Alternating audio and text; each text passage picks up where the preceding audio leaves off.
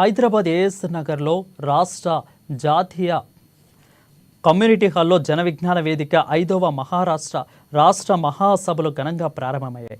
ఈ మహాసభలకు ముఖ్య అతిథులుగా ప్రముఖ రిటైర్డ్ శాస్త్రవేత్త డాక్టర్ మహతాబు సోహ్రబ్బు బాంచి, అదేవిధంగా ప్రొఫెసర్ హరగోపాలు హాజరయ్యారు.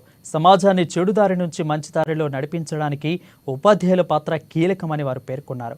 వారితో పాటు ఆంధ్రజ్యోతి సంపాదకులు శ్రీనివాసు, అదేవిధంగా పలువురు ప్రముఖులు, జల విజ్ఞాన వేదిక రాష్ట్ర నాయకులు, మహిళలు, యువతీ యువకులు పెద్ద ఎత్తున పాల్గొన్నారు.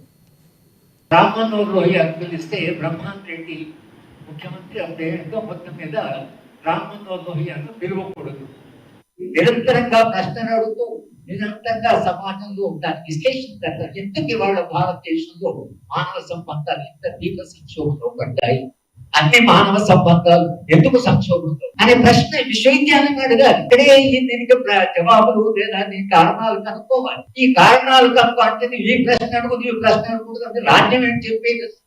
రాజ్యం ఏంటంటే మీరు చేసే రీసెర్చ్ ప్రపోజల్ మాకు పంపాలి, మీరు ఏం పరిశోధన చెప్తున్నారో మాకు తెలియాలి.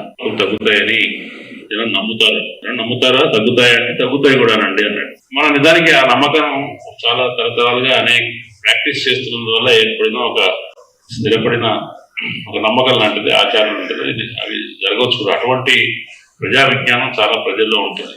ప్రజల కోసం విజ్ఞానం అన్నప్పుడు విజ్ఞాన శాస్త్రాన్ని ఎట్లా ప్రజల కోసం ఉపయోగిస్తున్నాం, దాని సామాజిక శాస్త్రాన్ని కూడా విజ్ఞాన శాస్త్రంలో భాగం చేసుకున్నామా, సమాజాన్ని అర్థం చేసుకోవడానికి భౌతిక శాస్త్ర సూత్రాలు మనకు పనికొస్తున్నాయా అనేది కూడా అర్థం చేసుకోవాలి.